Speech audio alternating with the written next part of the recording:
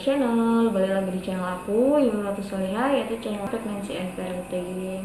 Kali ini aku mau berbagi tips sama kalian gimana cara ngatasin morning sickness. Meskipun nggak semua orang mengalami morning sickness di kehamilannya, tapi rata-rata wanita pasti mengalami morning sickness, sebagian besar ya. Tapi sebelum lanjut ke videonya, bagi kalian semua yang baru gabung di channel ini, kalian bisa subscribe channel ini ya, buat ini menjadi lebih berkembang lagi. Sebelumnya, morning sickness itu sebenarnya nggak cuma mual muntah ya. Morning sickness itu macam-macam. Bisa juga pusing, lemah, itu udah disebut morning sickness juga. Pokoknya morning sickness itu kan diartikan, kalau diartikan kata per kata ya, morning sickness itu sakit pada waktu pagi hari. Rata-rata memang orang mengalami morning sickness itu pada pagi hari, biasanya bangun tidur. Tapi banyak juga wanita yang mengalami morning sickness dari pagi, siang, sore, malam, terus-terusan mengalami mual, muntah, pusing, lemas, dan sebagainya. Nah, kali ini aku mau berbagi tips mengatasi morning sickness yang udah aku terapin di diri aku kemarin, yang mana aku kemarin morning sickness parah dari minggu ke-5 sampai minggu ke-15. Setelah trimester 1 itu aku benar-benar mengalami morning sickness parah. Tips yang aku lakuin kemarin yaitu yang pertama dan yang paling utama, jangan bandingkan diri kalian dengan orang lain. Semua wanita, semua orang punya masing-masing karakter, punya masing-masing kepribadian. Jadi Allah pun memberi kekuatan ataupun kelebihan dan kekurangan sama masing-masing orang itu pasti berbeda-beda. Ketika kalian morning sickness parah, kemudian kalian melihat teman kalian yang mungkin umur kehamilannya sama ataupun lebih muda ataupun lebih tua kehamilannya, terus kalian bandingin, kok dia nggak morning sickness ya, aku kok morning sickness parah, kok dia enak-enak aja ya hamil, kok dia udah selesai ya morning sicknessnya, aku sampai sekarang kok belum selesai juga, aku masih ngerasain morning sickness parah. Jangan pernah kalian banding-bandingin kayak gitu, karena secara tidak langsung diri kalian kan akan memproses kayak suatu sugesti yang mana aku nggak sembuh-sembuh nih, badanku tuh selalu aja kayak gini, badanku tuh pokoknya akan selalu kayak tersuges insting yang nggak positif. Nah, itu harus kalian hindari karena itu akan memperburuk keadaan diri kalian sendiri. Jadi jangan pernah membandingkan diri kalian dengan orang lain ya, karena setiap manusia itu berbeda. Nikmatnya kehamilan atau suka dukanya kehamilan sampai nanti melahirkan pun setiap orang itu pasti berbeda-beda. Masing-masing orang itu pasti punya cerita sendiri. Jadi nikmati saja prosesnya. Ketika kalian sedang morning sickness parah, nikmati saja, karena di kehamilan pertama dengan kehamilan kedua nanti pun rasanya tuh akan berbeda, nikmatnya tuh akan berbeda, susah senangnya pasti akan berbeda. Jadi untuk saat ini nikmati saja setiap prosesnya, nikmati hari demi hari, bulan demi bulan, sampai akhirnya nanti nggak kerasa udah lahiran. Anggap aja yang di dalam tuh lagi lagi proses pembentukan biar lebih cerdas, biar lebih kuat gitu.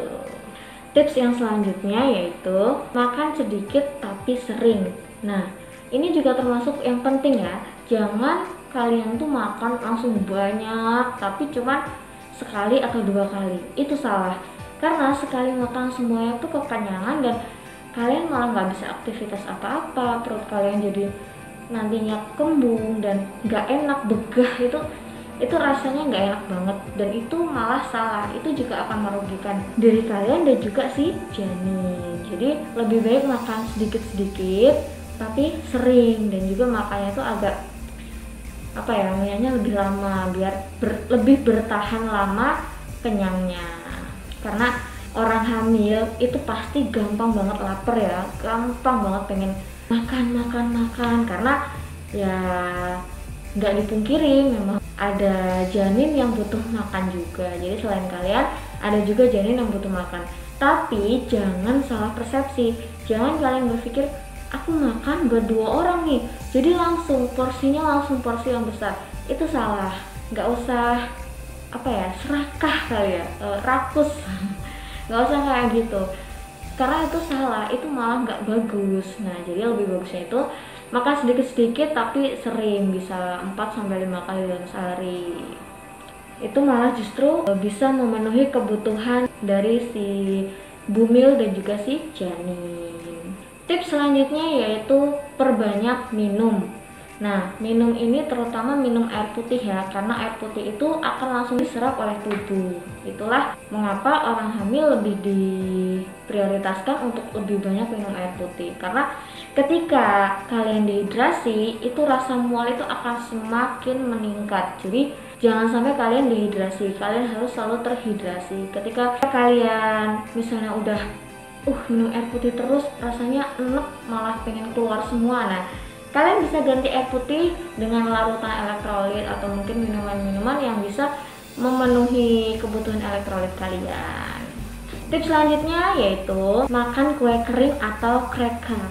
Nah, itu lumayan membantu juga karena buat cemilan ya. Jadi mungkin perutnya pengen makan tapi habis makan berat, tapi baru selesai makan berat udah lapar lagi, kalian bisa penuhi dengan kue kering atau cracker. Itu bisa jadi cemilan ya, yaitu bisa buat pengisi perut juga. Itu juga bisa membuat kalian nggak gampang mual. Jadi ketika udah kerasa nggak enak, kalian masukin aja cemilan. Tips selanjutnya yaitu hindari makanan yang berbau yang dapat memicu mual.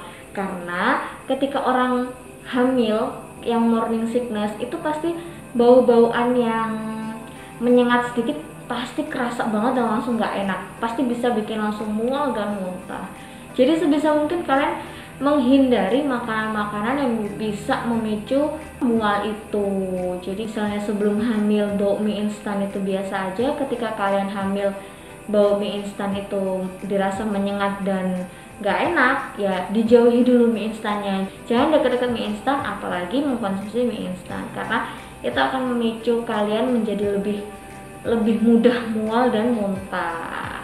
Tips selanjutnya yaitu gosok gigi dan kumur dengan mouthwash setelah makan. Jadi setelah makan itu kalau perut udah kenyang mungkin akan gampang ngerasa mual lagi ya, bisa langsung dikeluarin lagi. Nah, sebelum mual itu terjadi, kalian harus langsung gosok gigi dan kumur dengan mouthwash, pencuci mulut. Soalnya itu bisa meredakan mual itu. Sekian tips mengatasi mual dari aku di part 1. Nanti akan ada tips mengatasi mual di kehamilan muda part 2. Jangan lupa like, comment, dan subscribe.